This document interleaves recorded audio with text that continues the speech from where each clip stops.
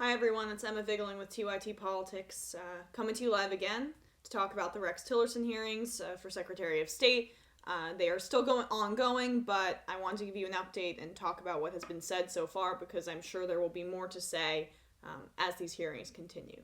So, Rex Tillerson, obviously former ExxonMobil CEO who just recently got a $180 million retirement package from ExxonMobil. So that's supposed to completely divest him from his business interests. But if you are a savvy individual, you will realize that $180 million isn't just given to someone willy-nilly. It's not because he did such an amazing job that they had to give him $180 million just to thank him. That means continue our business interests internationally when you're Secretary of State. So that's what he's doing right now. He's testifying today in front of the Senate Foreign Relations Committee. Between doing other work, I've been able to catch some of it, besides reading and watching some of it. But he doesn't seem like he knows what he's talking about. In some ways, the Israel and Palestine answer, it was incoherent to me. That's an issue I care deeply about because I find the subjugation of the Palestinian people to be unbelievable, and horrible. But anyway, I will give you some of the highlights and some of the interesting elements. Positive today. All right, that's what we need. He did not back down from his support of the Paris Agreement. Okay, so he is the ExxonMobil CEO. Obviously, he's scary about climate change. That's something that all millennials, all people our age, care about because it's our planet and our future. Everyone who's older than us seems to pretend like it doesn't exist, but he hasn't backed down from that particular agreement. Does that mean he's going to be a champion for combating climate change? Absolutely not, but whatever, I'm taking the positives where I can. Huge note. He said he does not oppose the TPP, breaking from Trump. So one of the positives about Trump was Trump didn't support the TPP. Rex Tillerson said that he might. That's because he's a massive corporatist and it helps business interests internationally. It also gives them immense power against nation states and international tribunals and equates them almost to nation states in those tribunals. The TPP is a massive expletive or sexual act to corporations, so it makes sense that Rex Tillerson, a former CEO, is a fan of it. I don't know if he has any say in the TPP, but an interesting note. So here are the more coherent and clear things he said about three key foreign policy points: Russia, China, and ISIS. I will quote him here. "We must also be clear-eyed about our relationship with Russia. Russia today poses a danger, but it is not unpredictable in advancing its own interests. It has invaded Ukraine, including the taking of Crimea, and supported Syrian forces that brutally violate the laws of war. Our NATO allies are right to be alarmed at a resurgent Russia."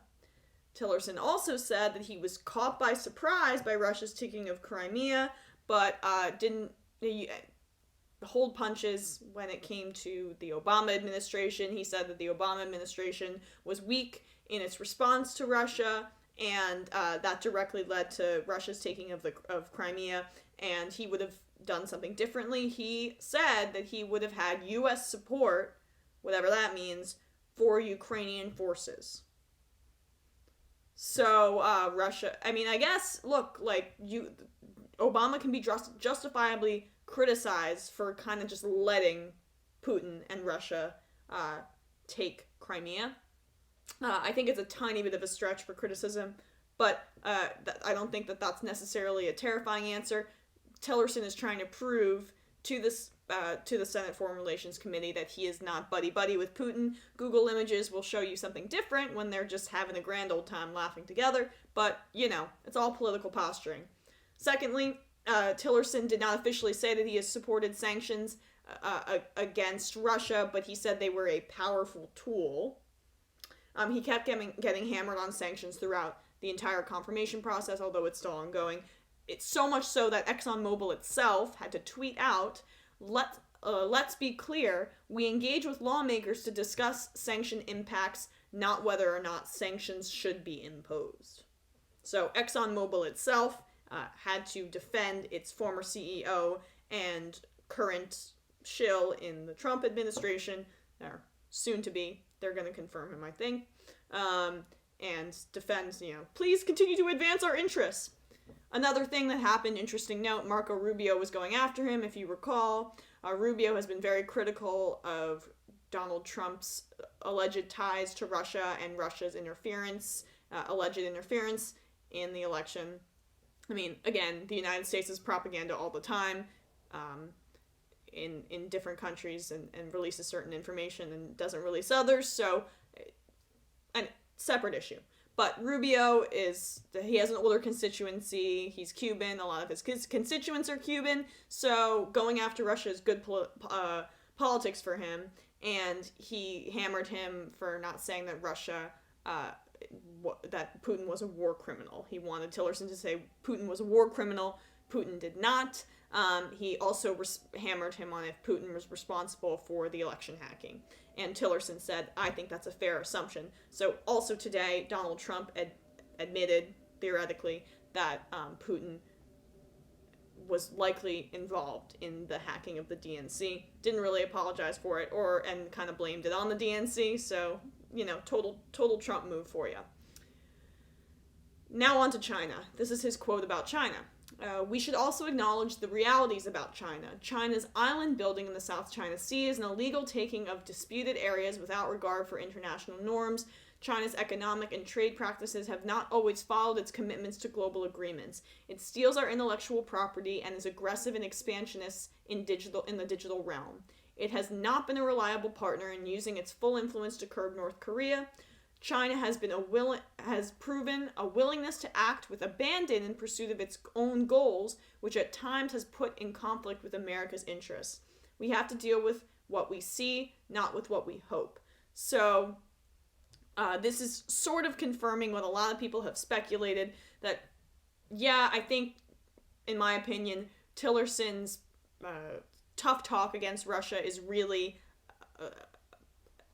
political talk to get himself confirmed. He knows that he's perceived in a certain way of having a buddy-buddy relationship with Putin. It's true, and I think that the real fight to come, and the real thing that is going to be happening in the Trump administration, is Russia and the United States versus China. That's what I see, but we will see how it comes, kind of a three-way race. So, lastly, the biggest foreign policy point, the third biggest foreign policy point that he addressed was ISIS. Here's his quote. The most urgent step in thwarting radical Islam is defeating ISIS. The Middle East and its surrounding regions pose many challenges which require our attention, including Syria, Iraq, and Afghanistan. There are competing priorities in this region which must be and will be addressed, but they must not distract from our utmost mission of defeating ISIS. Because when everything is a priority, nothing is a priority. Defeating ISIS must be our foremost policy in the Middle East. Then Rand Paul, libertarian, very anti-interventionist, asked Tillerson about the Iraq War, which he replied was well-intended, but did not stabilize the Middle East. I'm so glad that our Secretary of State thinks the Iraq War was well-intended. The Iraq War was the opposite of well-intended. It was built on lies and meant to line the pockets of our vice president, who just used his puppet strings on our idiot cowboy president. Give me a break. Well-intended. But you know what? I made the point that Rex Tillerson is similar to Donald Trump. Is similar to Dick Cheney in the sense that they're both going to use their high-level government position to line their pockets. So, Halliburton with Dick Cheney and defense spending, and Rex Tillerson with oil deals and removing sanctions. So I think that that's something very, very probable and plausible. Of course, Rex Tillerson wasn't against the Iraq War. He's a right-winger, and he's a corporatist.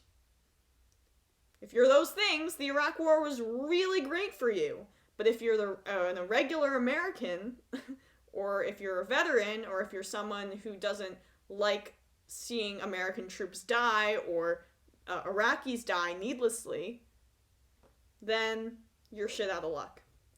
So, lastly, what Tillerson just said, which I wanted to say to you, he does not support a blanket Muslim ban. But, as you can probably see from the title, he says he needs more information on how a Muslim registry would be constructed, on how such an approach would be constructed. He refused to rule out a Muslim registry. This, paired with Donald Trump's strong-arming of the media this morning, is terrifying. So that's really how dictatorships and how fascist regimes are born. You just scapegoat a certain group of people, and you register them, and you say, these are the enemy. And then you go after the media. Ay, ay, ay. And Trump this morning said, this was a movement unlike the world has ever seen. And I said, I'm afraid we have seen it.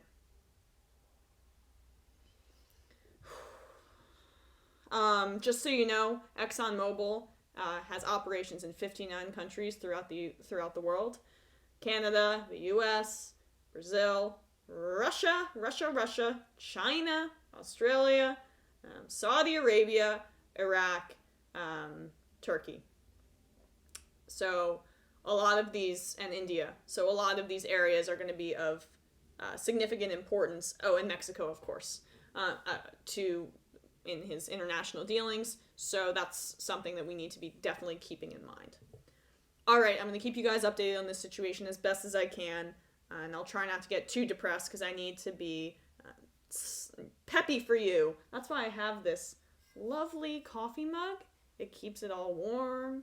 I can hang out, drink it, keep my energy up, talk to you about the terrifying next 4 years. It's just fantastic. So I'm not getting paid to sponsor this, but Hydro Flask, thank you to my Uncle Kurt for buying this for me for Christmas. Big fan. Literally, my coffee has been in here since 10. It's still hot. Okay. Weird sidebar. All right, guys. Have a great day.